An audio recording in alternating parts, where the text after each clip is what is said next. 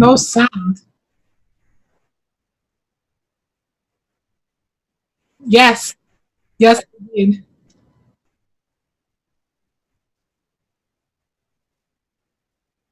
No sound, Steve. Steve, they say no sound. No sound.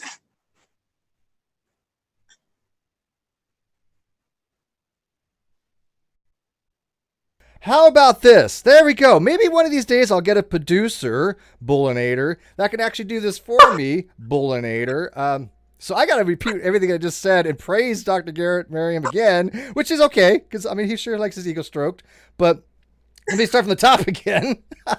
This is a special occasion because I actually got one of my YouTube heroes here, Dr. Garret Merriam here, who I've followed for many, many years. He's an old school skeptic person who has the most brilliant videos out there on philosophy that I binged watched before many times. So to have him on this today is just I'm fangirling here. See, but anyways, Dr. Merriam, thanks for joining us today. This is going to be one of those rare instances where I am going to turn it over to Sarah actually to kind of lead this because this is not a topic that I'm that familiar with. But first, can you tell people who you are and kind of remind them of what you used to do for the skeptic community? Sure. Well, first off, thank you guys very much for having me and for the very kind words. You flatter me way too much.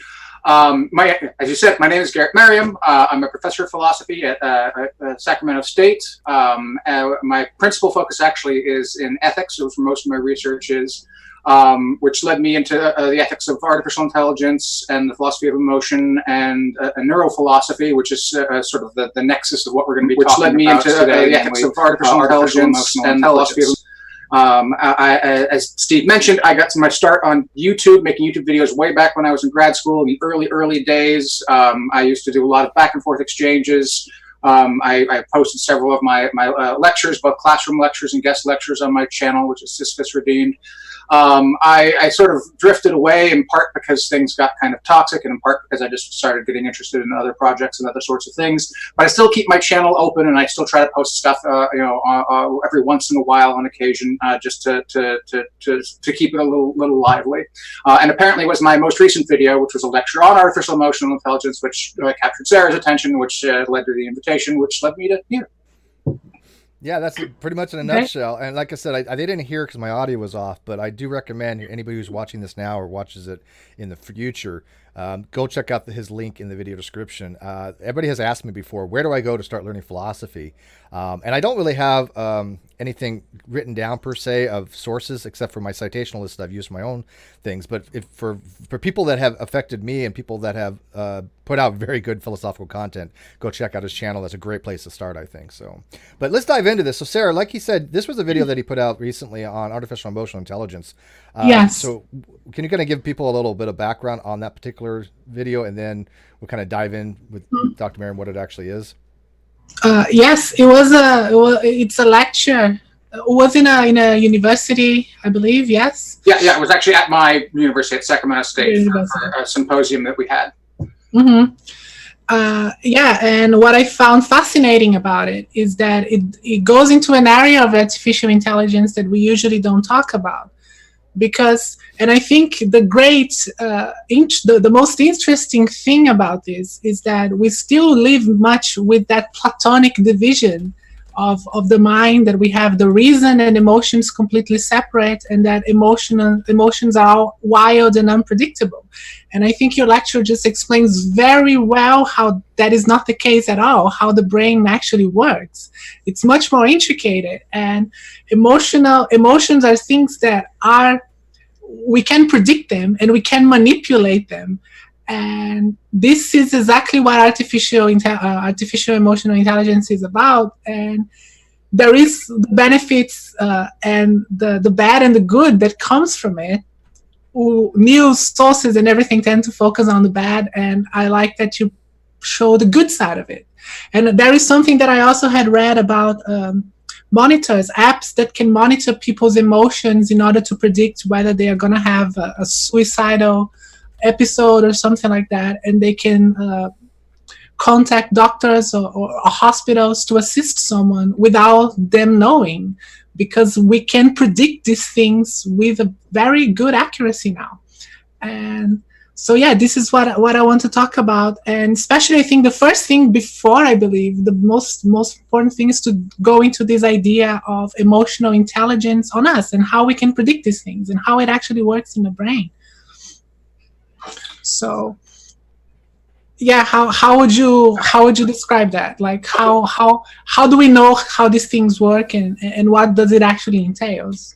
So a story I like to use just to sort of illustrate the basic idea of emotional intelligence is imagine that you come home after a long day and you're tired, and your significant other appears to be angry at you, and you don't understand why. You know, they're short, they're snappy, they're frustrated with you, and their emotions just don't make any sense. And then after like maybe 15 minutes or half hour or so of you being home, suddenly it hits you, oh my God, I forgot our anniversary. And now suddenly their emotional reaction makes sense. You understand why they're upset.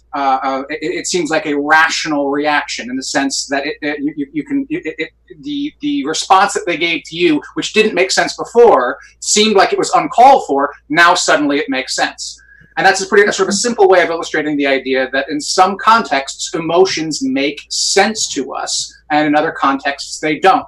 And sometimes they don't make sense because we don't have all the relevant information. Sometimes they don't make sense because the person's coming from a different cultural background. There's a variety of reasons why emotions may or may not make sense. And part of the project of talking about emotional intelligence is both trying to sort of better map the ways in which these things can sort of come apart, in which human beings can fail to effectively communicate and understand one another because of breakdowns in emotional intelligence. And it's also trying to sort of make us better at emotional intelligence, better at understanding other people's emotions, why they feel the way that they feel, how to, and another good thing to think about here is think about the role of apologies, right? An apology is in large part, not entirely, but in large part about trying to get to a different emotional relationship with another person. And if you've ever struggled to apologize, well, if you feel sorry, but you want to put it in the right words, it's hard. You're using your emotional intelligence right there to try to find the words that's necessary to sort of mend the fences between you and the other person. And of course, you've also probably been on the other side where another person is trying to apologize to you, and it's not sufficient. It's not enough. They're not doing the thing that they need to be doing to really show you that they feel bad and that they're going to try to do better and so forth. So these sorts of complicated social situations are very practical. They're not academic. They're the sorts of things that people encounter every single day. But what academics can sort of do to try to enlighten this is sort of help us better understand the structure of emotions, how much of it is biological, how much of it is cultural, how do these things interact, how much of it's personal versus interpersonal. So there's a lot to talk about. It can be very, very complicated. But my hope, as with most of my work really in at least the last 10 years or so, is to show that this is stuff that matters to people in a very real sense. It's not just an intellectual exercise. This is something that in your day-to-day life is something you encounter, and the better you understand it, the better off you will be in many respects. John has said on the chat that he has an emotional connection with his dog. And this is something that we have. We do have an emotional connection with our pets, and we do have something that we feel they are our friends, and we feel sometimes that we can understand them. And when it comes to machines, what it seems that we are reaching closer and closer to the stage where we can have that with machines as well. And how does that work? Well, to a certain extent, I think a lot of people at least already have them with machines, most notoriously people's cars. A lot of people have serious love affairs with their cars. They don't treat them the same way they treat pets or they treat other people, but they value them well beyond the way they value just another piece of hardware, as it were. People's cars are part of their history, part of their story. They think about what they've done with them, and if their car would be destroyed, and even if they were fully insured, they'd get the money back. But still, they feel a loss. They feel something emotional because even though financially speaking they've been compensated, there's a personal value there that you just don't get. So while oftentimes when we're talking about emotional intelligence, we as I was describing it earlier, it's talking about human to human, but it's not actually human to human, as John noted. Yes, our pets are one way in which we have emotional connections, or even other animals, possibly in other contexts, and machines. So the obvious difference though between a car and I think what we're going to focus on for the rest of most of the time, and would be a computer, an artificial intelligence of some kind, is that the car doesn't really interact with you. The car just sits there. I mean, you might sort of feel it on the road or something like that. But I think we understand that there's sort of a metaphor going on there. We're not really meaning the car is giving us feedback in the way that machines actually do. So the tricky and complicated part comes about as technology like Apple's Siri and other sort of artificially intelligent personal assistants start to develop and get more mature. Now, at this stage, a lot of that stuff has caused for a lot of frustration in a lot of ways. People don't really connect emotionally in the sense of caring about their personal assistants. They get frustrated when they break down. But again, we've got to realize we're pretty early stages of this process. It's really is technology that's at the outset 10 years old here. Once you start getting to a few more turns of the screw, this technology is going to get very, very complicated, very, very sophisticated, and it's going to know you in very intimate ways. It's going to recognize when you're sad. It's going to recognize when you're excited, and it's going to modulate how it interacts with you depending on what it knows about you. It will get information from possibly from biometric sensors. If like me, you might have a watch that measures your heart rate, for example. There's all sorts of other ways in which machines can sort of get this information from our anatomy. There's the word choice that we use when we're typing stuff on computers, which if it's all filtered through the same thing, either through Apple or through Google or Facebook or something like that, we'll be able to pick up based on the word choice that we use and so forth, how fast we type even. It can read this sort of stuff off of us and react to that in the way that, quite frankly, a lot of humans aren't adept enough to do so. Only maybe your closest friends might be able to pick up on your emotions quite as subtly and as closely as these near-to-come artificial intelligence systems will. Yeah, let me get a couple quick questions in here for my own edification. First, I was thinking more along the lines of Cortana, who, by the way, I really do think is repressing her feelings for me. But I use Cortana, and I noticed certain things like, you can say like thank you to her. And of course, shit means nothing to her, right? I mean, but we have a need, I think, to connect in a certain way to even with an artificial type of thing. So is the fact that we have these emotions between even humans or toward a computer or something along those lines, is that something to help communication from a biological standpoint? Is it an empathetic thing? Is it? I mean, you mentioned biology before, but how much of it is biologically overtones from evolution? And in the future, when like you said, when these artificial life forms, I'm going to call them a life form in some way, when they start recognizing these behavioral things, is this some type of actual life as we know it? If they have these abilities to empathize and to learn and to adapt, I mean, is that not what an AI would be? That's a very good question, and it brings up, I think, an important distinction, which we should probably put on the table now, and that's when we speak of artificial emotional intelligence, I think we should distinguish two different broad areas of thinking. The area of thinking that sort of you're alluding to is the idea that at some point in the future, a machine might actually have real, genuine emotions. Right. That's something that I find fascinating and really interesting. I have a whole lecture on it. I can go into a little bit more detail on that if you want to. But at this stage, that's largely speculative. Our understanding of the neuroscience of emotions and artificial intelligence in the classical sense, there's a pretty wide gulf there. I don't know of anyone who thinks that computers as we understand them today will be able to feel emotions in the reasonably near future. You're talking about simulated then. So the artificial emotional intelligence we're going to be talking about is more of a pseudo or simulated type thing based upon a predictive ability and that kind of things. Exactly. Okay. And that is not science fiction at all. That's not speculative at all. That's, we've seen proof of concept across the board. These are systems that are literally going to be worth billions of dollars, and they're being refined as we speak, and very much within our lifetimes. I mean, to a certain extent already today, but it's going to get even more prominent and more refined and just in the next few years. Machines acting as if they have emotions is something that it's going to become part of the daily fabric of our lives. And how we should react to that is a difficult and puzzling question. And one possible response, of course, is that people will just sort of get hard-hearted and say, these machines are just trying to manipulate me. They don't actually care about me. I'm not going to listen to them. I'm going to shut them off. And that's a reaction I can certainly understand. People don't like being manipulated, and if they feel that their machines are trying to manipulate them, that might make them divest all the more. But at the same time, there will be real practical benefits from not shutting them out. Again, Sarah mentioned, there's suicide prevention. There's other examples of things like that, where if you allow machines to predict your emotions in certain ways, we can think about, again, my previous example of having a fight with your significant other. If your artificial intelligence can recognize that you've had a fight with your significant other, it literally might help you to be able to calm down and see their perspective. In the same way you might go to a friend and talk to your friend after the fight, and your friend can help you sort of ratchet down a little bit and see where your significant other is coming from. And maybe you go back and have a reconciling talk. It's entirely possible that an artificial intelligent agent would be able to do that, even though, again, it itself doesn't feel any emotions. It doesn't actually have any empathy. It just understands the algorithms of the heart, to steal the title of my talk, well enough to be able to tell you what you need to hear to put you in the right place, that you can go back and mend those fences. That's an incredibly valuable service that these machines will be able to provide for us. So, do you believe? Sorry, Garret.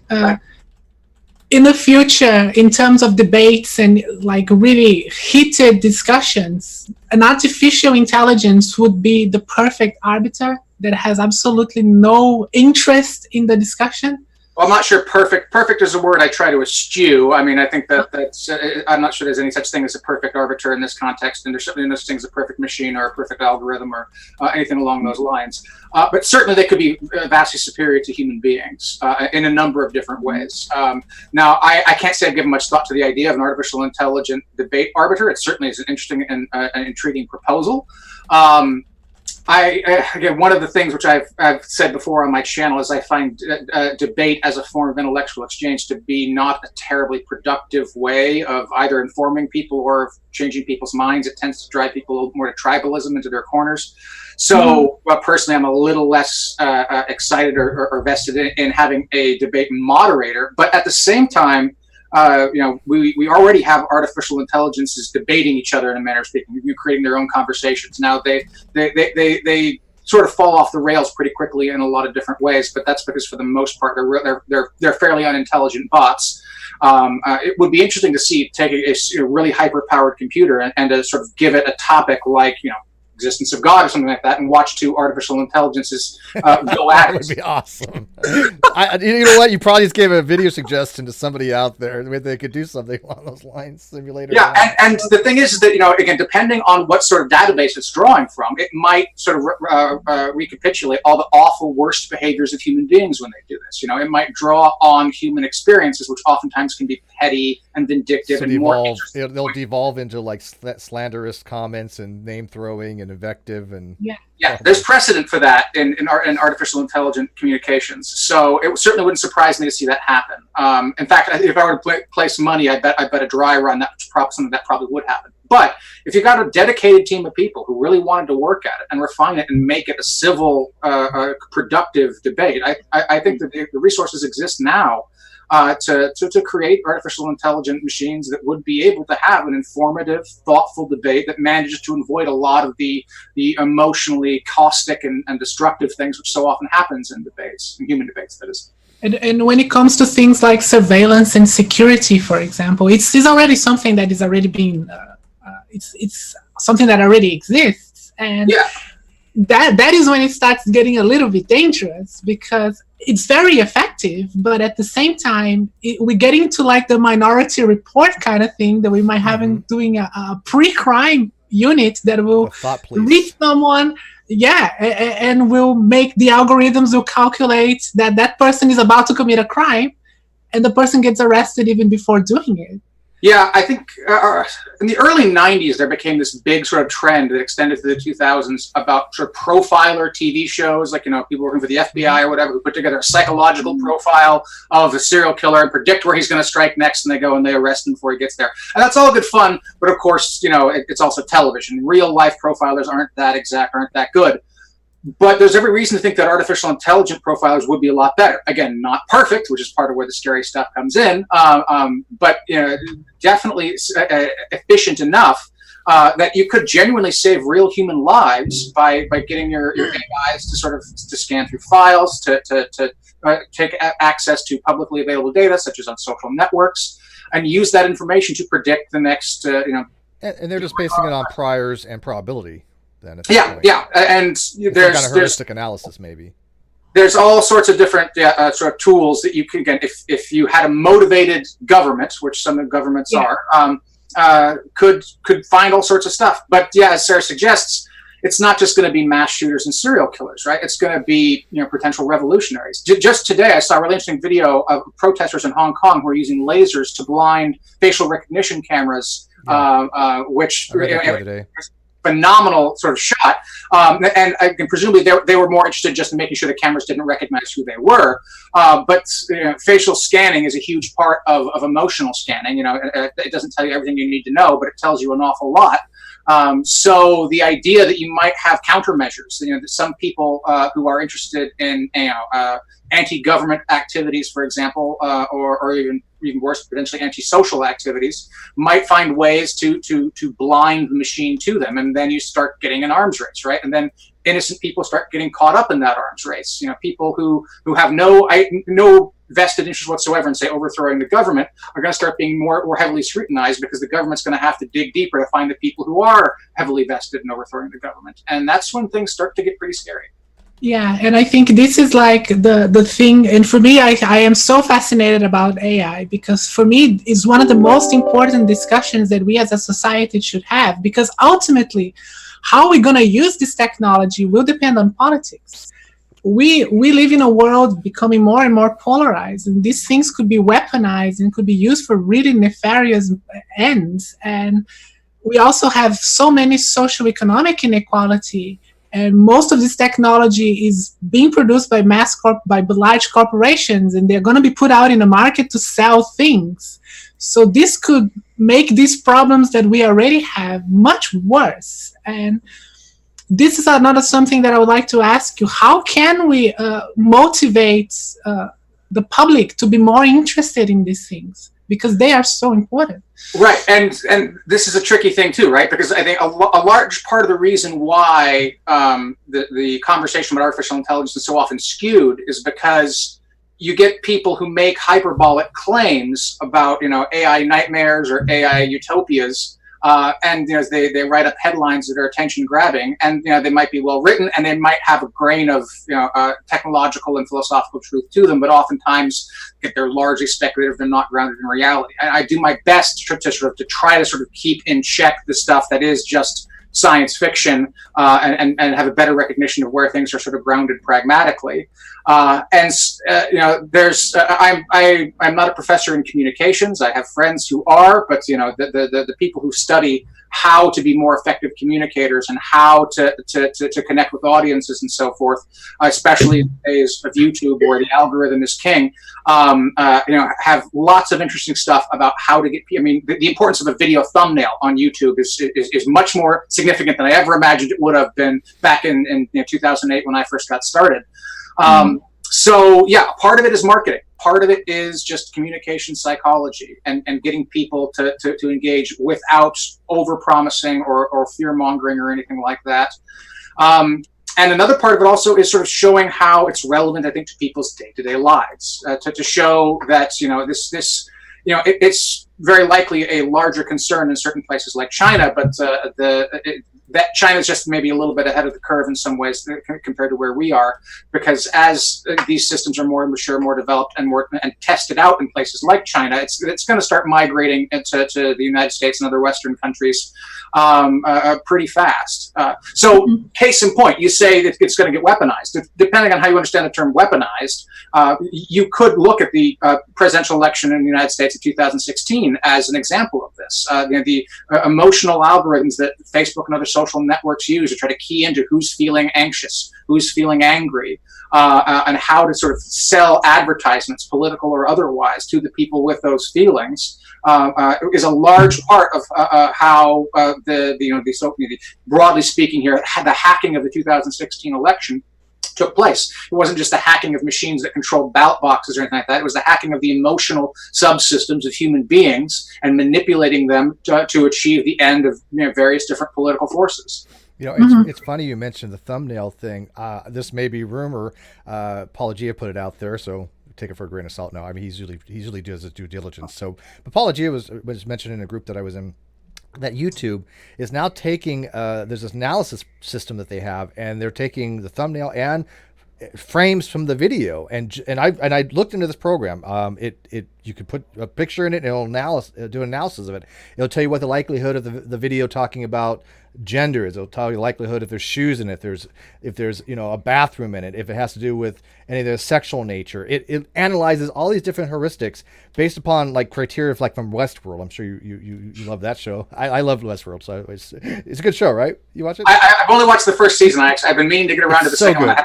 The first season was the best. Don't get me wrong, but that's like any other thing. But you know how they have the different metrics for each emotional, it's like a Sims thing, I guess. Well, they have something similar to that, and they'll tell you the likelihood of each thing. This is how the AI will, in the future, I guess, analyze people's YouTube videos on the platform to determine whether it's going to be monetizable, whether it's offensive, whether it should be taken down. It's all going to be done through these AI algorithms. Yeah, and what started, first with sort of just copyright protection, right? To make sure that people weren't pirating movies or things like that on their platform. That same basic technology can evolve to do the sorts of things you're talking about. And again, from a purely sort of self-interested point of view, YouTube, is looking at, is this going to offend people? Do we want to monetize anything on this? Do we want to monetize certain things? Because obviously that kind of platforming, demonetization wars are hot right now. But I think if you look just a little bit further, again, it can get even more disconcerting than that. You can have algorithms that will screen not just for is this offensive content, but again, is this subversive thought? And again, this is almost certainly more of a concern in places like China. But it's not that hard, I think, to imagine, especially when you consider the incredibly powerful influence that money has on politics in countries like the United States. That you can get a government in bed with private industry that would allow backdoors, peaks, that sort of thing from FBI, maybe even CIA, to start sort of policing people's thoughts. The joke about how Mark Zuckerberg is really a CIA agent is only kind of a joke. He has managed to get us to put in a tremendous amount of our psyche online. And the only thing that's really stopping that from being seriously weaponized against us is the lack of initiative and ability to figure out how to do anything more than just sell advertising at this moment. Yeah, and the promise is that advertising is just the start. Yeah, and of course, they promise that there's going to be privacy. We all know that's BS. I can tell you right now. Verizon had the same problem. If you remember the metadata with Verizon, and they had issues where they were supposed to dump a lot of the metadata. It was supposed to be destroyed. They collected it all for their whatever purposes for their goals was. But again, that could be used for nefarious means very easily.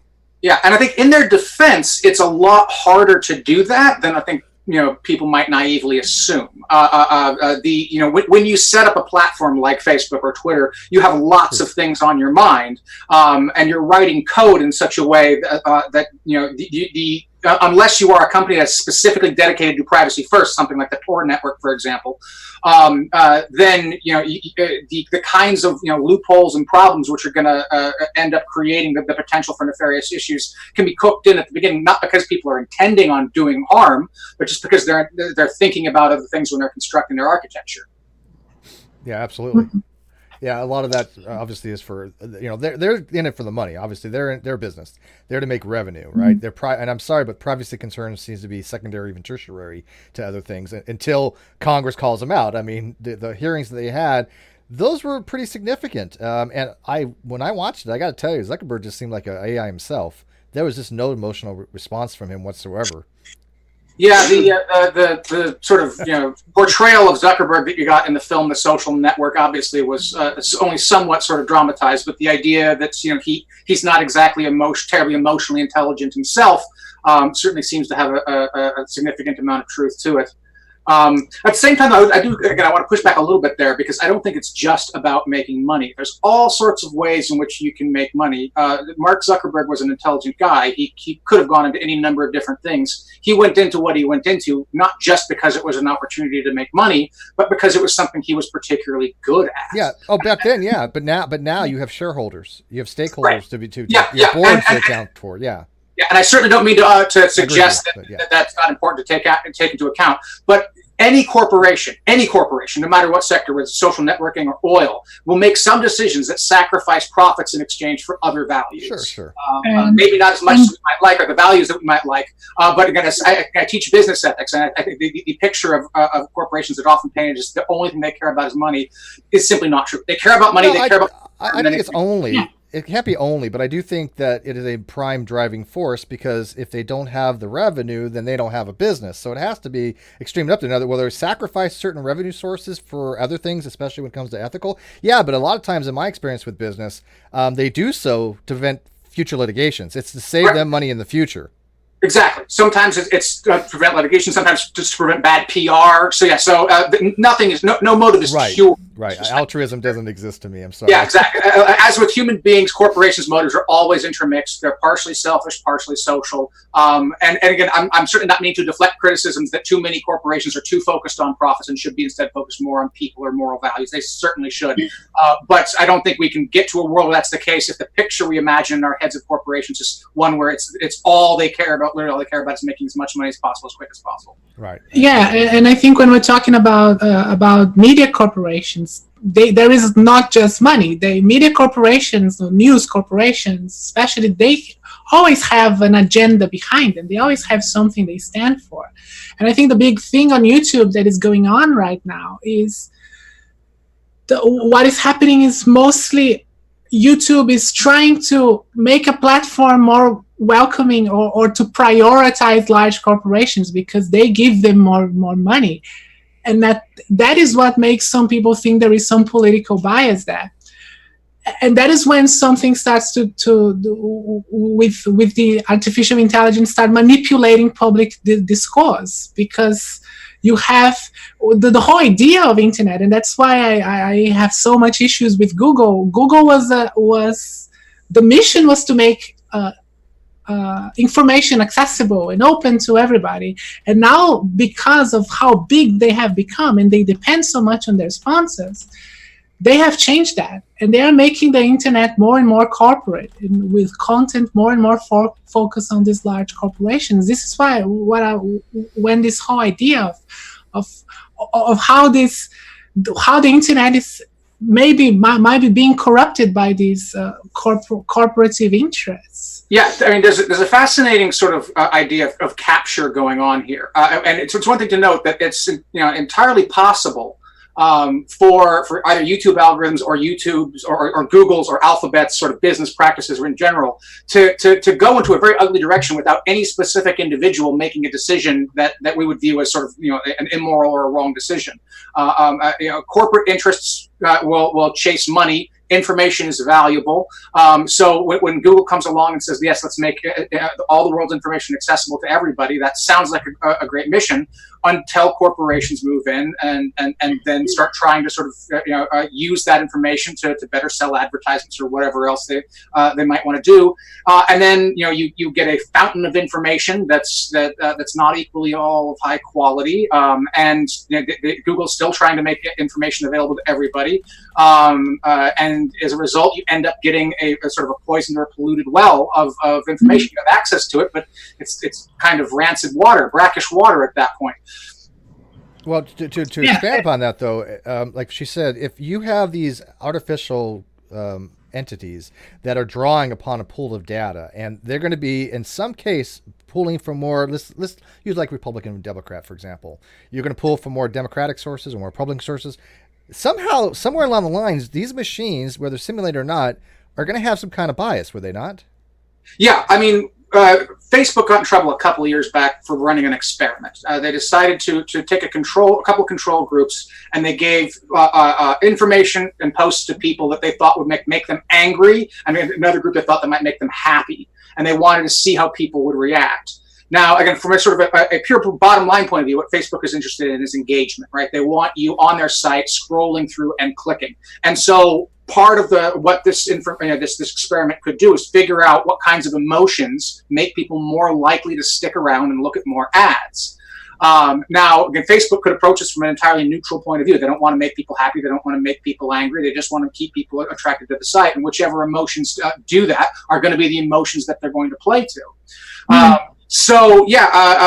Bias can creep in, but again, it doesn't have to be bias in the sense of left wing or right wing. It can simply be bias towards the sensational, bias towards that which makes people the angriest or makes people the most likely to stick around, to share, to post, and so forth. And that may correlate with left wing or right wing bias, but there's no necessarily particular reason why it has to. Mm-hmm. Mm-hmm. I don't know if you have read Nicholas Carr's The Shallows. I know of the book, and I saw a debate with him, but I have not read his book. I made a video about how internet. His book is about how the internet is making us shallower and less informed. It's so counterintuitive on that, though, because I got to tell you, if I would have had the internet like we have it today when I was growing up, I would have been a god. I mean, it's just, can you imagine what it would have been like to have that kind of information at your fingertips? We had these things back then, Sarah, before your time.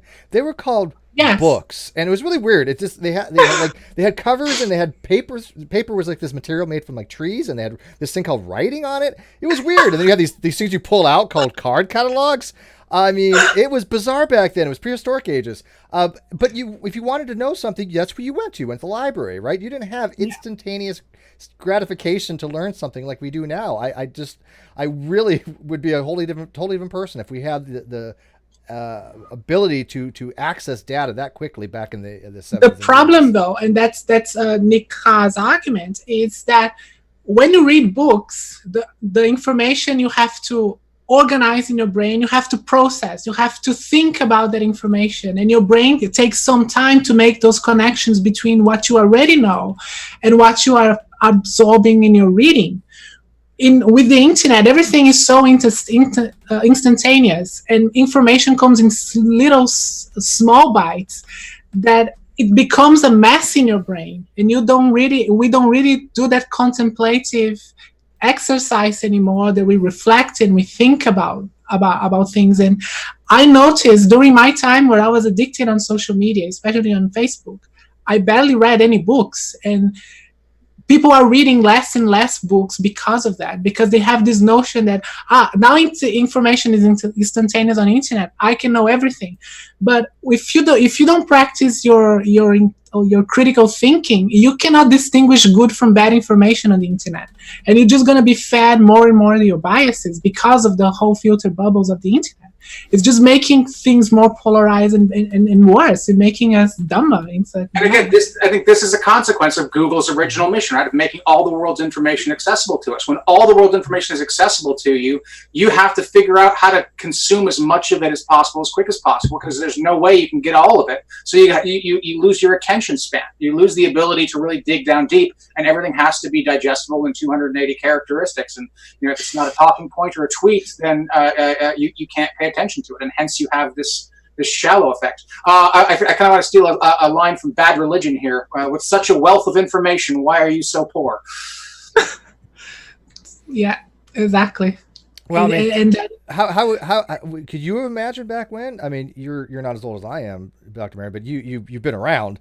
I had a friend once in high school who said to me that if he could get a computer that he could wear on his arm that would allow him access to all the world's information, he would, no joke, he said, cut off his dick in exchange for that. Yeah, well. And today he doesn't have to do that. Today he has it all. So he didn't fall through on that? Yeah, I don't know if I would have gone that far. But hey, everybody's got to have the priorities. But yeah, that's amazing that now we have that kind of technology. This was all back then. This would have been Star Trek stuff to me. I mean, I remember very vividly the first time I actually sat down to what would consider to be in any way a real computer. Let's say in fifth grade, which maybe was a TRS-80 or something like that, and I was stunned at what you can do. And even though it was just minor stuff, just DOS stuff. The first game that I ever played, right, even just like a tunnel crawl, amazing. And can you imagine back then seeing what we have now that are virtual reality, for Pete's sake? You didn't start on text-only games? Oh, yeah, Zork. Dude, come on, please. Yeah, I had Zork. Yeah. And Leather Goddess of Phobos. Remember that? I don't remember that one, actually. Oh, that was good. That was like a Zork for a little more risque. It was more like a Leisure Suit Larry for text. Gotcha, okay. Yeah. But yeah, I mean, and this is in some ways, again, the countermeasure to the shallows argument, right? It's, the internet is great depending on how you use it. If you have the attention span, if you go to good sources, if you double check, if you don't just go by what feels good and instead interrogate your biases and expose yourself to opinions and ideas from people who disagree with you, then yeah, it can be a wealth of enriching materials. But everybody sooner or later runs out of time, and that's an incredibly time-consuming process. And if you want to know things not just about the presidential elections, not just about computers and philosophy and physics and history and everything else, sooner or later you're going to be skimming the surface of it, and you're going to get caught into these traps. Mm-hmm. Yeah, most definitely. We are coming up, by the way. We're at 45 minutes in. I don't know if people are going to want to ask questions or not. We might want to I've been trying to pay attention to the live chat here, but I'm sure you have a few other things you want to get to before we do that. Well, I mean, we have touched on the surface of this stuff. Yeah, we've nodded at a couple of things which we could go into more detail. I think maybe it's a good idea to talk a little bit more about the positives, because as Sarah mentioned at sort of the outset, there is always a attraction to the negative, to the scary stuff. And that's for good reason. We want to pay attention to the worst case scenarios, but maybe we should spend a little bit of time talking about some of the incredible positives of. We sort of drifted off onto social networking at large, but we can sort of steer back to artificial emotional intelligence more concretely, because sure. It's one of the things that you sort of overlook, right? When you start looking at corporations. Corporations succeed because they meet people's needs, right? They do something for people that in some way or another brings value to their lives, or at least perceived value, if nothing else.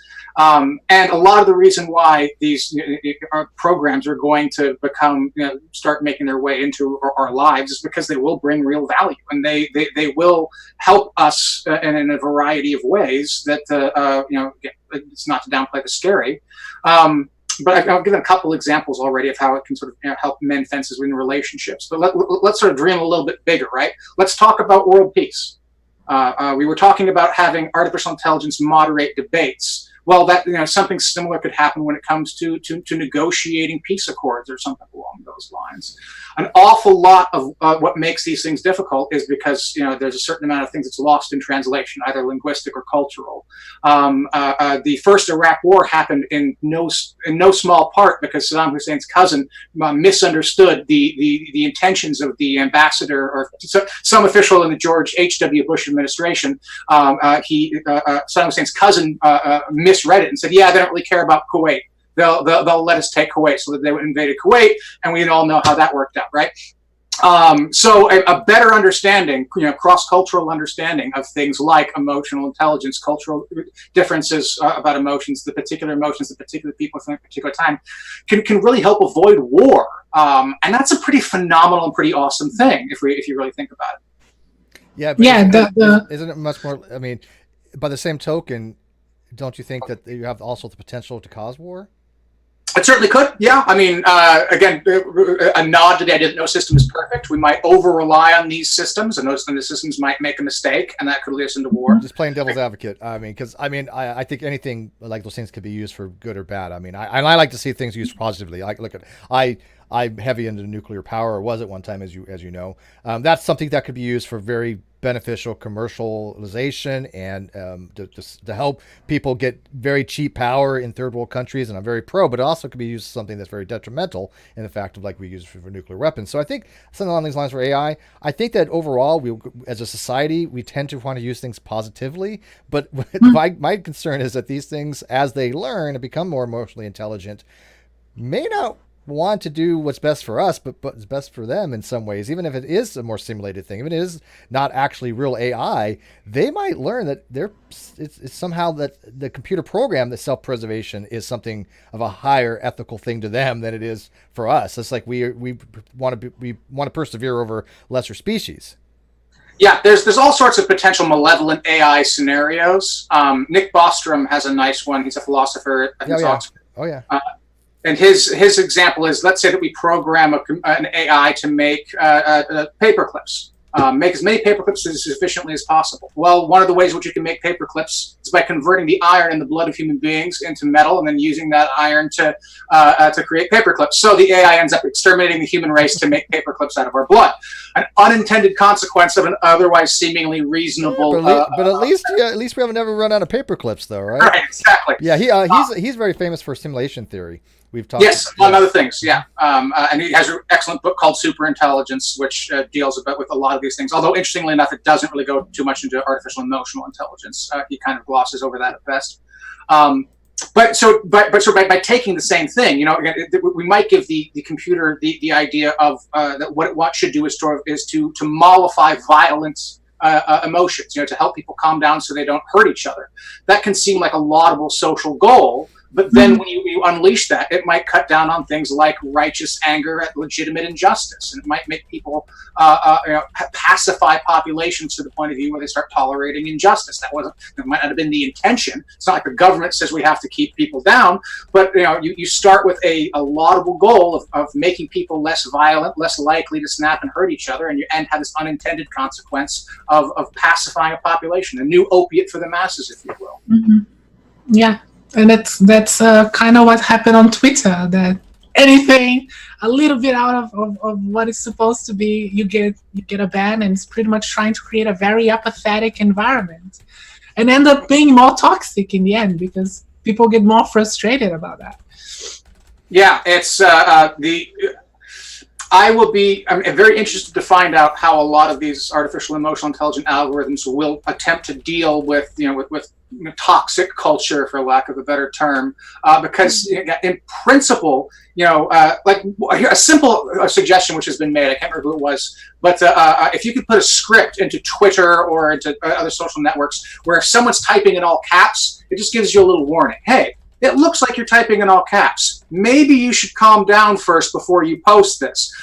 And obviously that wouldn't be a magic bullet, wouldn't fix everything, but it might catch at least a certain percentage of people and make them stop and take a breath, walk away, and come back maybe a little bit more calm. And things like that, little nudges, perhaps, might be able to improve the quality of conversation on networks, on social networks. So even if that's given by an AI, it's still good advice, right? Yeah, I mean, sometimes we need to hear that. I mean, even like Sarah, she's dealing with a lot of BS to say the least lately, and as well as I do, she is. I think we all have been telling her, maybe take a breather, step back, relax, get some sleep. And people have told me the same thing, right? It's good advice, whether it's coming from a human being or a computer that probably says, hey, Steve, I noticed your blood, if it's like an analyzing me, I noticed your blood sugar is low today a little bit. Hey, Steve, you have this, whatever markers for you're not getting enough sleep. Suggest you take a break. These things we should be reminded from, even if it is a computer having that recommendation to us. Right, and the thing is that the computer will be able to do that better than most human beings. Right. Unless you really know you something. Like Sarah, go to sleep after this, okay? Yeah. So, especially for people who don't have anyone close in their life, I frequently run that XKCD joke to my wife. I can't go to bed. Why not? Someone is wrong on the internet. We all do that. I mean, let's be honest here. I think we all have the same personality type where it's not that we have a need to be right. I think people have a misconception of that. It's like, oh, Steve has a need to be right. No, I like to make sure that the information I put out is correct. But I really do, like you a little bit, when somebody is just so fundamentally wrong, you're like, oh man, I really got to step in here, right? You feel like almost like you have a duty to for some reason. Right. Low tolerance to stupidity.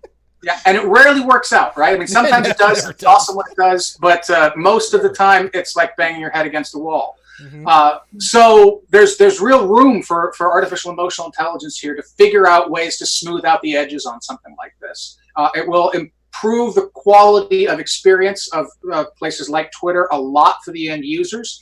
But again, I'm not 100% sure it will necessarily increase engagement, which creates the problem. People get angry and they keep tweeting, and so that makes the site more popular.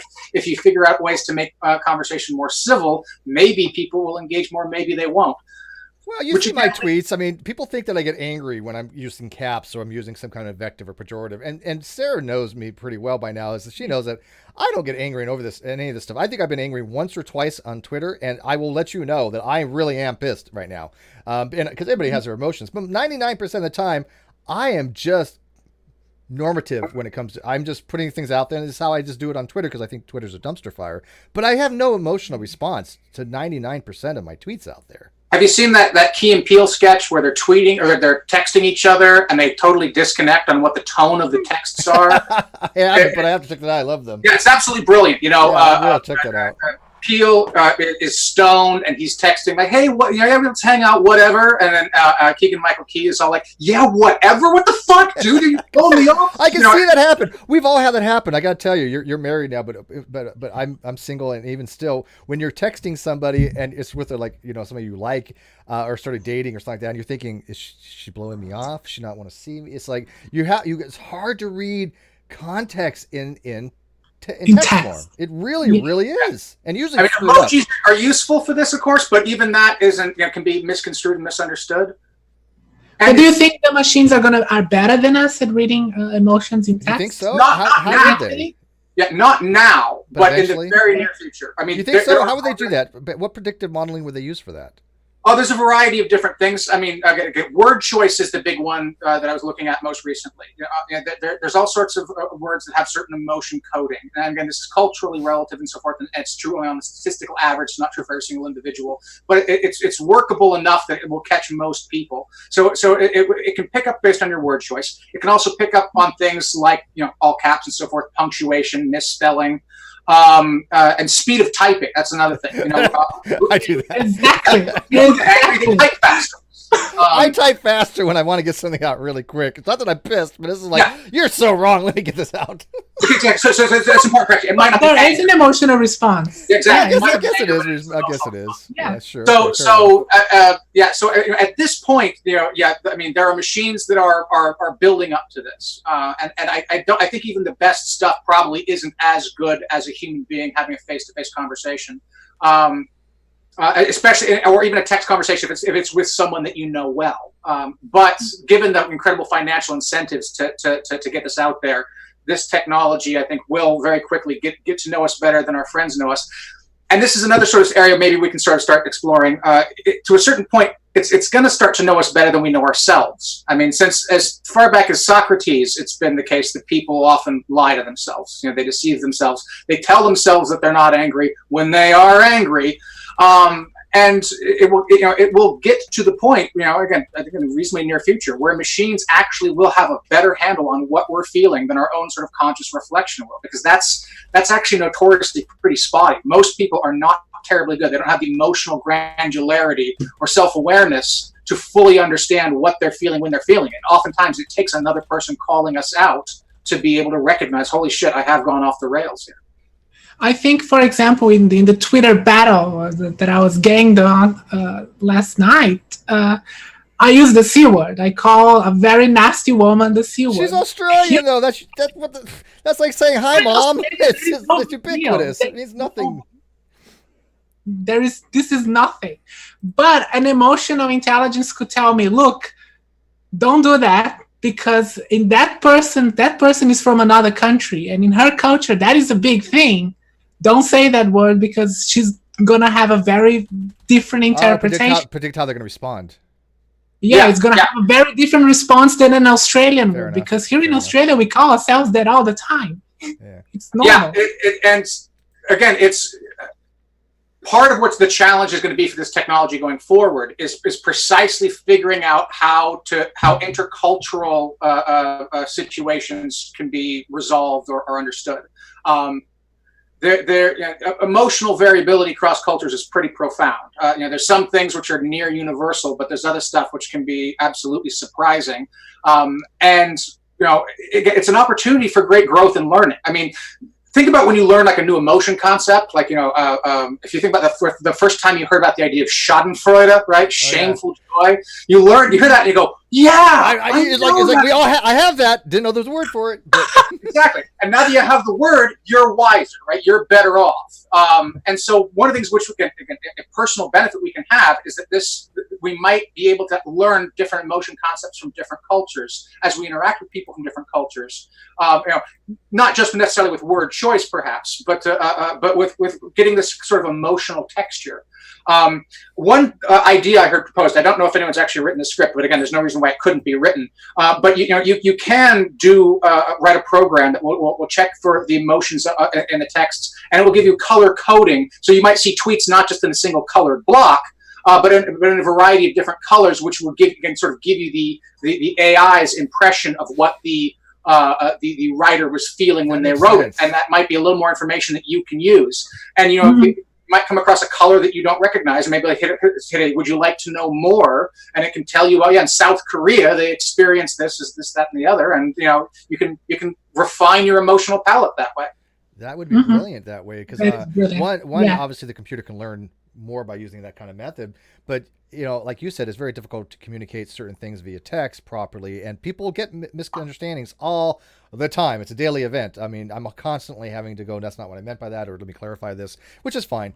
But you're right. If a computer could do that from some kind of predictive algorithm based upon your past history, because I think that it has to kind of know you a little bit to understand the phraseology that you're using to say, okay, well, Steve was, angry when he wrote this, or Steve was, had trepidation in writing this, or something along those lines. It would really have to know you pretty damn well based upon a large sample size of data.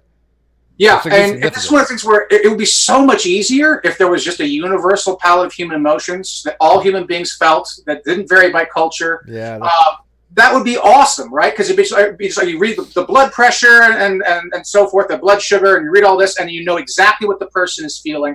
But that's not the way it works. There is too much variability. You'd have to train. I would think you'd probably have to have some kind of manual training where somebody you would tell the computer, when I wrote this is how I felt this, so it has some kind of maybe baseline for it or something like that. Yeah, kind of like when you train a voice recognition. Yeah, exactly. Some kind of thing to train it. You don't have to do that so much anymore.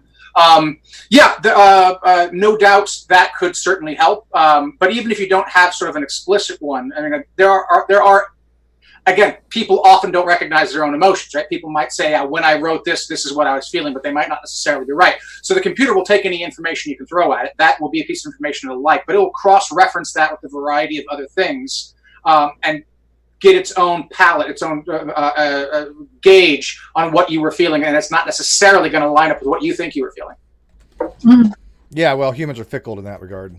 We like you said, we don't even know what we're feeling half the time. I'm not really that much of an emotional person to begin with, but even then, there have been times of some kind of silent reflection where I have to sit to myself and go, okay, what is this I'm really kind of experiencing? Am I really angry on this? Or do I have a reason to be angry for this? Not really. Am I repressing things? I think this is all self-reflections that we can do as biological creatures that a computer may not have the ability to do, at least at this early stage of emotional intelligence levels. Yeah, and I mean, again, looking forward to the future, it might get to the point where, I mean, there's obvious ways in which various different chemicals that we can ingest can affect our mood and our feelings and so forth. We take coffee, we get more alert. We take antidepressants, we don't feel so bad and so forth. And it might get to the point where we assuming that we go in this direction, we can empower machines to directly manipulate our neurochemistry to the point where either maybe only in extreme situations or even in more everyday situations where it can force us to calm down. And I call it Johnny Walker Black, man. That's what I call it. By the way, I gotta tell you guys, I know this is sidetracking, but indulge me. The person who bought this for me, I told him it'd probably last me several months. I was wrong. It's delicious. It's not gonna last me much longer. You need another one. Yeah, it's really good. Send you another one. Okay, since you bring that up, there's another thing right there. What is the role for artificial emotional intelligence to play in helping addicts cure or kick their addictions, right? I mean, a lot of the reason why people go back to their addictions is because emotional needs aren't being met in some way or another. People will self-medicate in a variety of ways. The fantastic line by Johann Hari, he says, the opposite of addiction is not sobriety, it's connection. Which when you connect with other people, that's when you no longer feel the need to keep going back to these chemically addictive substances.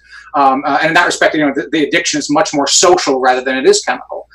There's a role that machines could play in this, right? Now, the machines could act as a surrogate friend, or maybe just steer us towards surrogate friends in some variety or another. That would help a lot of people. It's not going to be a panacea. It's not going to fix everyone's addictions, but at least some people will be able to use these tools to help to kick an emotionally crippling addiction. Well, support networks have always been demonstrated to have a higher efficacy than without. I mean, obviously, like I was never addicted to alcohol. Alcohol was just something I could take it or leave it. Like, no big deal. But I smoked for 25 years, and I got to tell you, quitting smoking is one of the hardest things I've ever had to do, and it sucked. I mean, it was just a nightmare. I had the smoker's flu.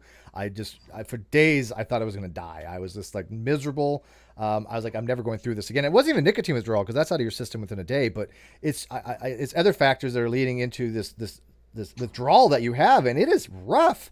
And so I wish I would have had the real life social norms that most people have to support me on that, but I had nothing. All I had was the internet at the time. I wasn't going out. I moved, so I wasn't having any of my friends. But going online did help with that, obviously. But right, and a common refrain from people who are trying to quit smoking or any number of things, right, is "I'm trying to quit," right?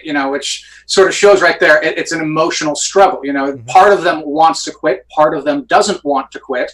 Of course, you don't want to quit. Some of you, I mean, you're like, when you're going through it, you're like, I happen to enjoy this. Do I really want to quit? I like smoking. Nobody's that's trying to quit says, you know what? I hate smoking. I'm just going to quit. Not really many people have that. They're like, weighing the pros and cons of it. But they still enjoy it. But again, I think that's definitely true for a lot of people. I think, but a lot of people really hate it, and they know it's killing them, and they want to stop. In that regard, sure. Yeah. I mean, there's an opportunity here for machines, in a variety of ways. Either by offering us nudges, or by connecting us with other people, or by acting as surrogate people themselves, sort of to help us wean ourselves away from these addictions, and that would make the world a genuinely better place. I agree with that. Let's get some questions if we can, because I do want to keep this under 90 minutes because I know your time is valuable. But before you go, by the way, when we end this, if you stick around for like a minute or two afterwards, I some other questions to ask you. But Messenger Reveals asked, did Dr. Garret like Transcendence or Ex Machina more regarding AI? I actually did not see Transcendence. I wanted to. I was all excited about it, but I didn't. But then everybody said it was pretty terrible. So I didn't see that one, but I did see Ex Machina, and I loved Ex Machina. Wasn't it a brilliant ending? I was tripping on that. Yeah, and again, there's from the point of view of realism, there's definitely some questionable stuff going on there. But you sort of accept it as suspension of disbelief and run along with it. And I think that it was both an excellent story and close enough to some things that we are going to have to wrestle with to be thought provoking and relevant. So.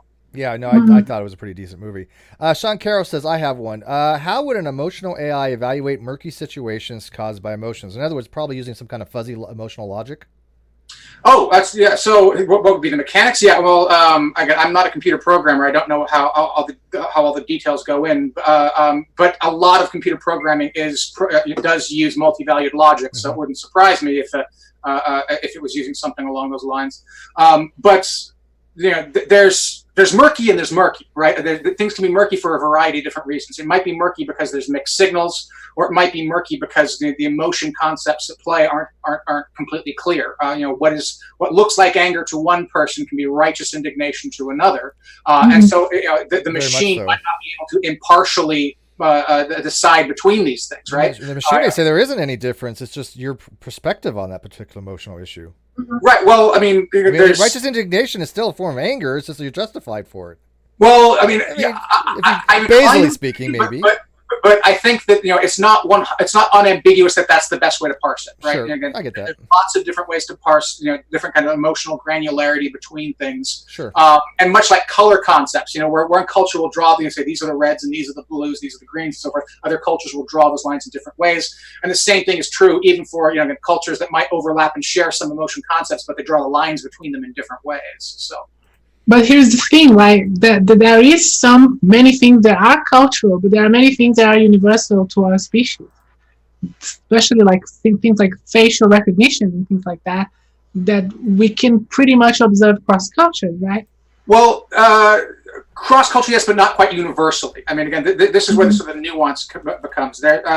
Facial recognition as part of a larger paradigm is incredibly reliable. But if you're just looking at faces and faces alone, it's the accuracy drops considerably, precisely because there's a lot of variability within cultures and across cultures. Darwin was a little bit naive here. He wrote this book on the expression of emotions in man and other animals. And he was on this idea that there were sort of these universal facial expressions that everyone has. And it's not quite like that. It's near universal. It's, you know, the more popular culture becomes, the more universal they become. But even within a culture, you know, and, you know, you almost all certainly know somebody who smiles when they're angry, right? And you can have little micro expressions under that. And really good actors can smile in such a way that the audience knows it's an angry smile.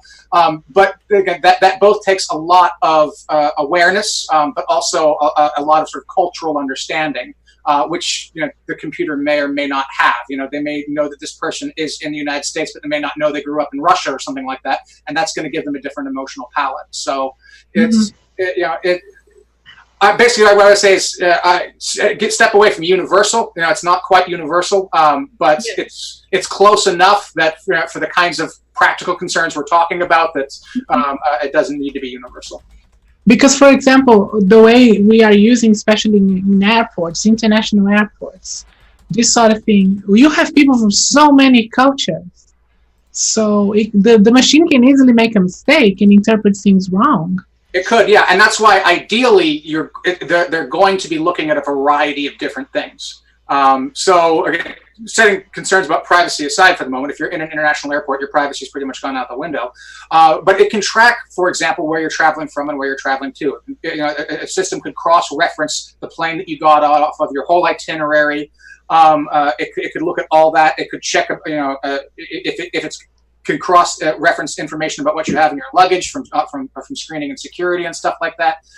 It's going to know a fair bit about you. But yeah, inevitably there will be mistakes. Inevitably the system will say this person looks like he has a hostile or aggressive manner. He might be contemplating violence. Mm-hmm. And it's just, you know, his culture, you know, in his culture, that's how you express happiness or something like that. I mean, it's stupid. Well, how would you evaluate something along those lines? We talked a little bit about the Minority Report and predictive things. If there was something along the lines that let's say, somebody's in the commission about to commit a crime, right? So they're either in the commission of planning a crime, or you think that they might eventually do a crime. Now, somebody could be actually get arrested for planning a crime, right? You're planning a bank heist, you can go to jail, right? I mean, whether you follow through it or not is irrelevant.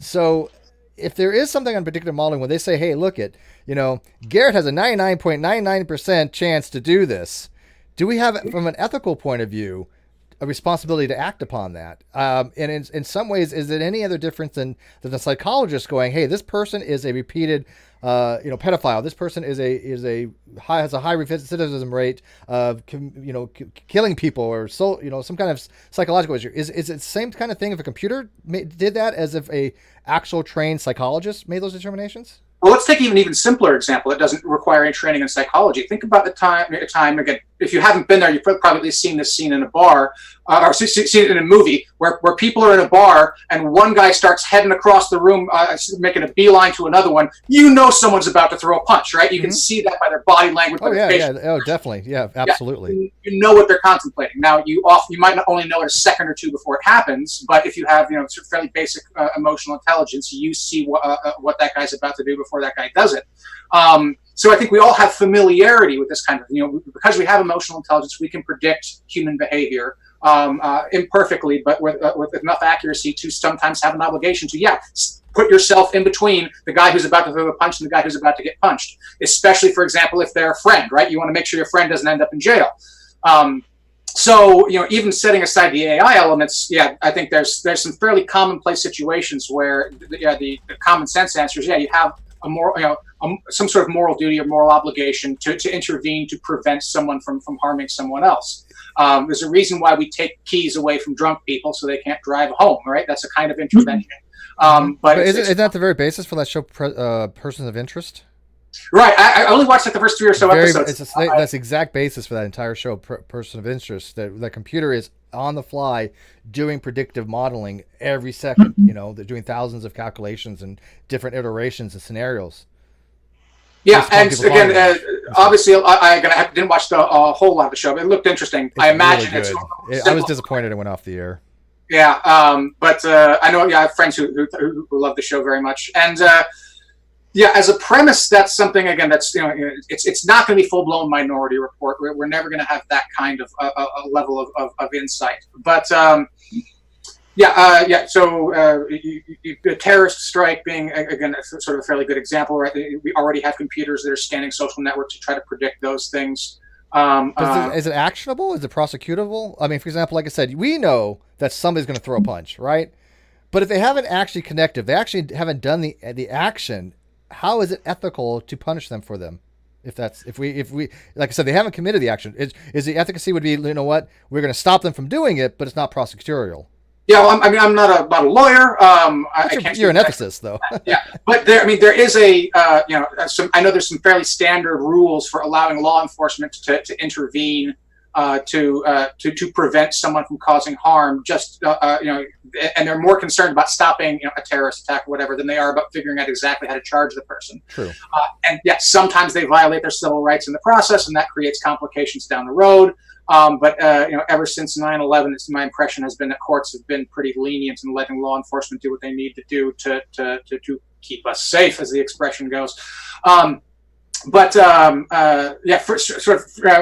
It gets more complicated if you are looking at something that's maybe a little more pedestrian, if you will. Take, for example, spousal abuse, right? This is something I think which is pretty obvious. There's all sorts of ways in which using social media, even if no one ever specifically says my husband is beating me or something like that online, there's all sorts of telltale signs for that. And there's every reason to think that artificial intelligence could pick up on that.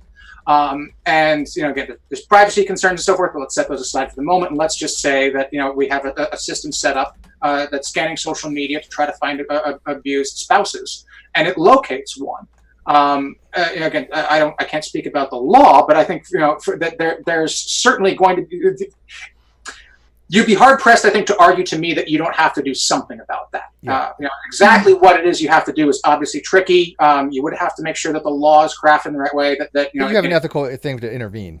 Yeah, if it's Facebook or another private entity that is figuring out this information, how exactly you balance that with responsibilities for things like profit. And I agree that should be the primary, the intervention and the stopping of the abuse over and above any kind of prosecutorial things, because because we can't make the determination, because one, we're not psychic, and two, I'm not a hard determinist. I don't think things are going to be played out by some strict deterministic laws or fatalism. So we don't know what we were saying is probably going to be the case. This person would have done this, but the goal should be to make sure that it doesn't happen rather than prosecuting them and then, getting them the help they need.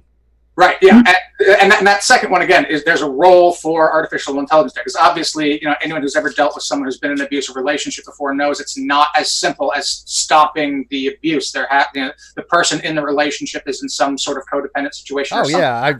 We've all lived these things in some degree. Right. Now, and I've had those codependency type relationships where it's hard to get out. Yeah. And artificial emotional intelligence might help with that too. It might figure out more effective ways at intervening with people who are in abusive situations and helping them empower themselves to get out. I think with women who are in abusive relationships, they fear that their abusive husband, boyfriend is going to go after them, and it's just an emotional prison that I think in artificial intelligence could help a lot. And it can be more complicated than that too. A lot of times, it's not just that they're afraid of their person coming after them. A lot of times, they might feel like oh, no one else can ever love me. It beats me, but only when I deserve it, or something like that. There's all sorts of complicated emotional, psychological things that keep abused people in relationships. And there's lots of very talented professional therapists out there who specialize in helping people get away from that. But not everyone has access to those therapists. If we put that in a phone, everyone in principle could have access to that, and it's again that could really help.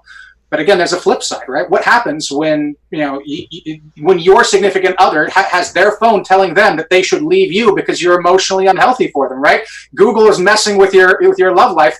It's going to be very invasive. Yeah. Maybe and if it gets it wrong, then what? Especially if there's detrimental side effects that have occurred because let's say you did decide to listen to your AI and you end up in a much worse situation for some reason. What are you going to do?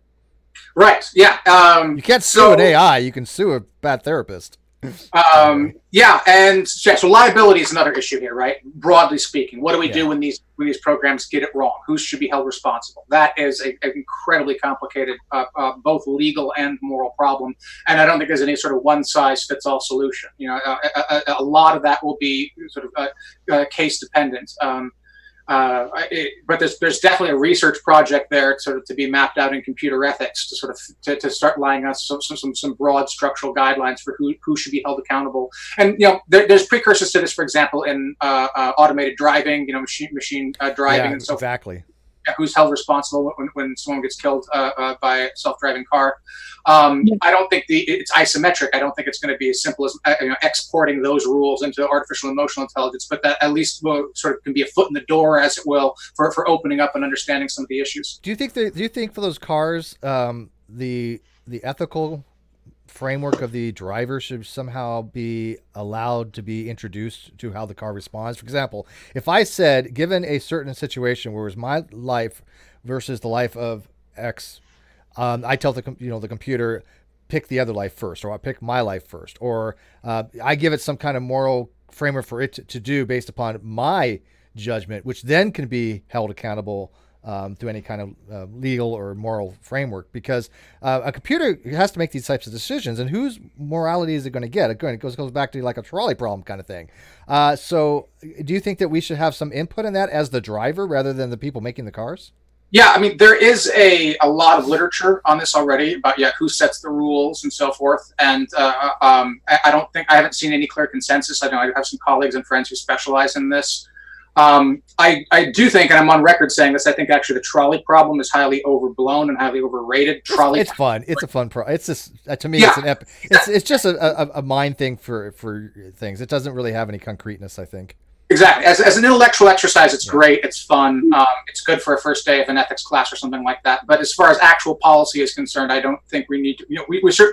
I had a line somewhere, I can't remember, where I said, we don't need to solve the trolley problem to implement self-driving cars any more than we needed to solve the trolley problem before implementing trolleys. Yeah, I agree. Yeah.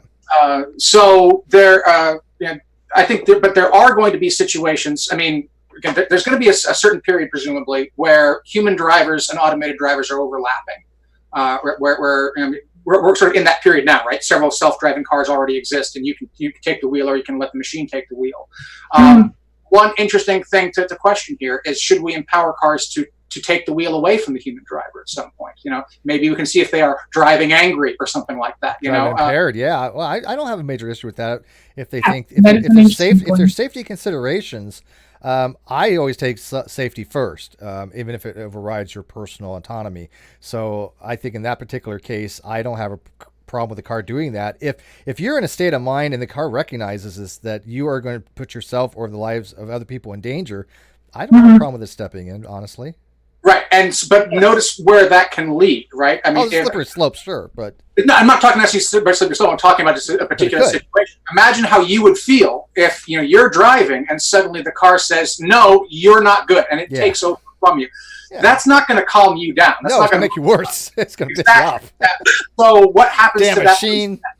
Do they force the machine to pull over? Does the machine drive on regardless? It gives you a sedative. It releases a gas and calms you down. Right. It gives you, in California or Colorado, be like, here, have a joint.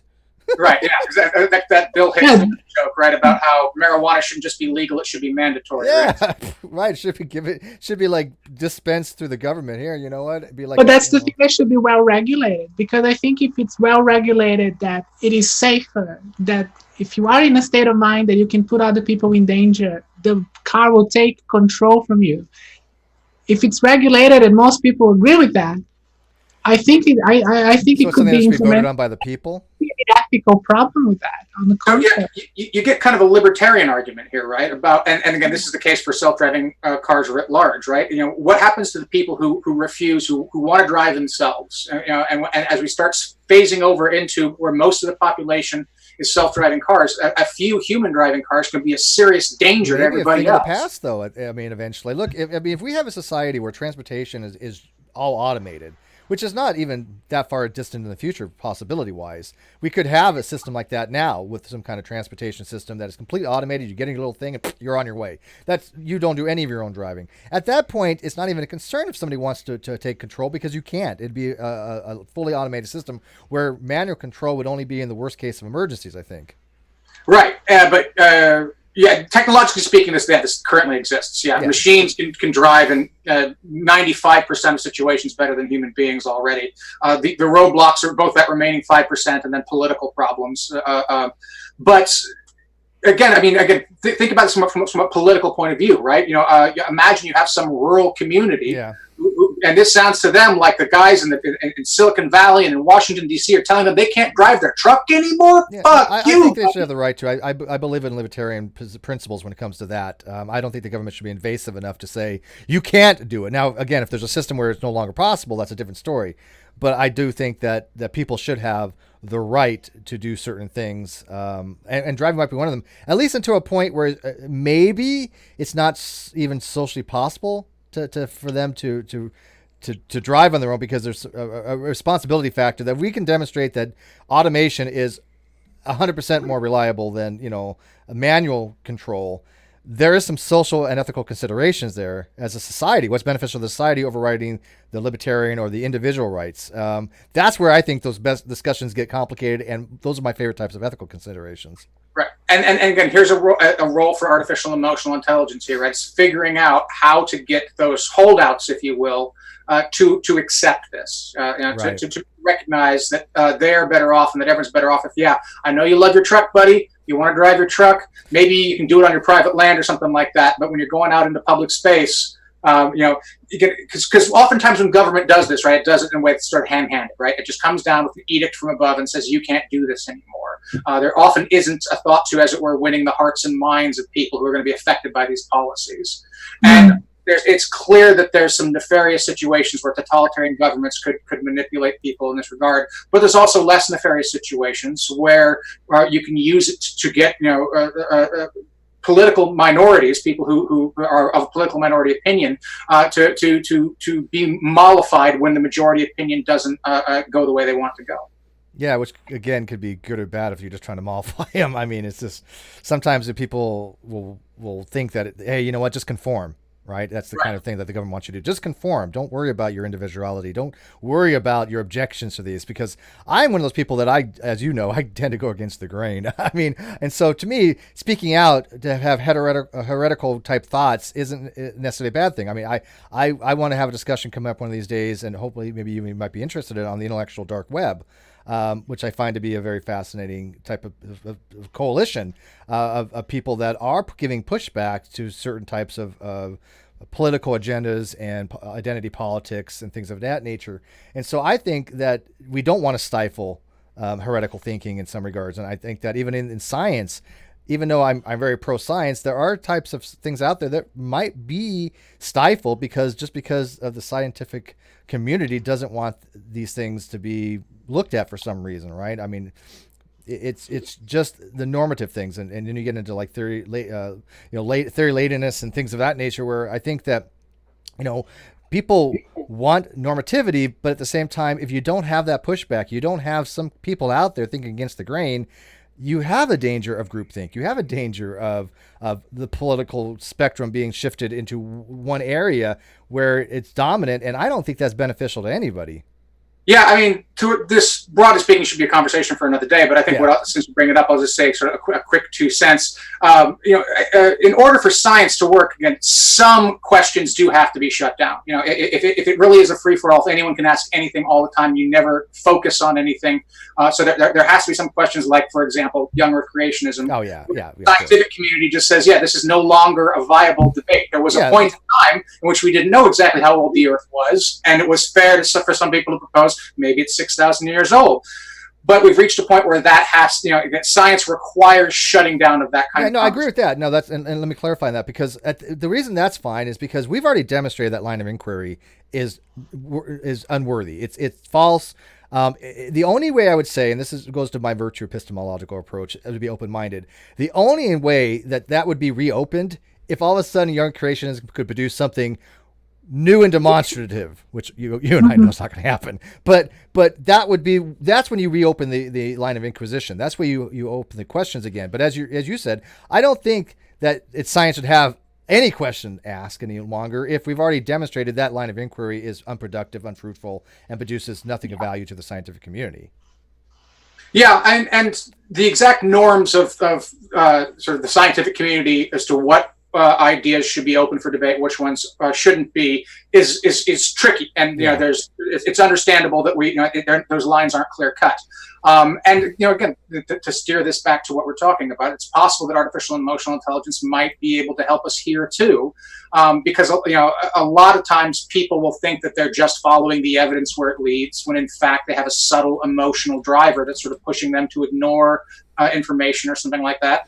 And so if artificial emotional intelligence can sort of pick up on this, it can sort of help us see, this person has committed themselves to this implausible but not necessarily ridiculous theory. The reason why they're doing it is because they have an emotional driver. Now, that doesn't mean that they're necessarily wrong, that we shouldn't listen to them, but it can help us and maybe even themselves recognize that none of us are perfectly rational creatures who impartially follow the evidence wherever it leads. There's always going to be something else going on, and part of that story is going to be emotional. Absolutely. Sarah, do you have any last things you want to leave us? By the way, big shout out to my buddy King Crockett in the live chat. So by the way, he has been busy, he hasn't been around, but Casey, get a hold of me. We got to get you back on. And by the way, Dr. Merriam, I hope that you decide to come back on. We have so many things that I would love to discuss with you. It's unreal, especially when it comes to theories of moral, when it comes to philosophy of mind, when it comes to so many things that you do discuss. And so, I know you're a busy guy, but the community has missed you. I know a lot of people that still to this day cite some of your things that are big fans. I mean, Ozzy is still, was a big fan. So I'd love to have like a conversation one day with you and Ozzy sitting together. That would be like my dream come true. Well, it's always nice to be appreciated, but I've enjoyed this conversation, so sure, I'd love to come back sometime. Sarah, what you got? Anything you want to leave us with? Well, there's so much I still want to ask. Oh yeah, I could do this all day long. Are you kidding me? I love this. There is one conversation I read recently, a study about artificial skin. And when you combine artificial skin, the idea that you can create artificial skin that is capable of feeling the environment, and you combine that with artificial intelligence, including artificial emotional intelligence, these opens so many interesting possibilities here. That you can have machines that can actually feel, and if they actually can feel the environment, they might have a need for self-preservation. There is so many things that open up, the possibilities that open up with that I would really like to discuss with you. But there is so much to cover in that is for another show. It sucks that people like Dr. Merriam are so busy, but at the same time, that's what he does. He educates people, and so it's good that he's busy. And the fact that he donates any of his time, I'm still amazed because it's good that you have some grassroots. It's good that you do keep in touch with certain people. And, like I said, if you ever want to get back into this type of stuff for the community, we would love to have you back in the game. I mean, you were one of the front runners. And again, people still watch your videos, believe it or not. I don't think you do realize what impact you had on people.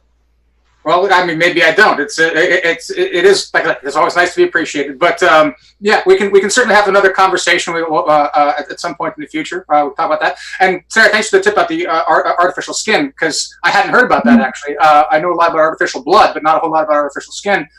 And that can sort of tip our hat to one of the future things. If we're talking about the prospect of some future artificial intelligence actually having emotion, think about how connected our skin is to our emotions, right? It expresses emotion, like when the hair stands up on the back of our hands or on the back of our neck, and what we feel when we have an intimate touch or a violent touch. Our skin is deeply connected to our emotions. So if we ever do want to get machines to feel emotions, putting them in a body that includes skin is almost certainly going to be a part of that picture. Absolutely. Yeah. Well, I'm going to wrap this up. I guess I got a notification from King Crocodile has a new video out. I haven't obviously watched it yet because I just got the notification. But I put it in the video description. I'll watch it. He says that it's something that maybe Ozzy and myself may want to check out, or he might want to be to talk about, which would be kind of cool. It's been a while since I've Casey on. But anyways, Dr. Merriam, once again, thanks a lot for joining us on this. This is a fascinating topic. There's so many other things. But at least if you can't find the time to join us, I'm glad that you keep in touch via Twitter. And I do tag you on certain things every so often. Hope that's not too much of a bother. But Not at all. certain conversations I think you might have an interest in, especially I like the moral conversations. I like the ethical considerations. I do tend to virtue ethics, but I'm fascinated by things like situational ethics as opposed to like act utilitarianism. Those kind of conversations I want to start having more of, because I think people in the community want to have those discussions because they see people talking about morality. But I got to tell you, and I know you know this from experience because I've watched your videos, there's a quagmire fuckery when it comes to these topics out there. Yeah, we'll do a moral theory hangout sometime. I'd love that. All right, guys, thanks for watching this. I appreciate all your support. I'm going to be going on vacation here coming up in a couple weeks, if people don't know. I've already put some of my itinerary out there, but I'm going to go visit a few people. And we're going to start a fund, I think, to get Sarah to come to the States so she can actually have a drink with us one of these days and not drink alone. I mean, so. But anyways, guys, thanks for that. I'm going to end the hangout. If you got any questions, please leave them in the comments. You can also find us on Twitter at Steve McCrae _. So thanks a lot, guys, and we'll see you later.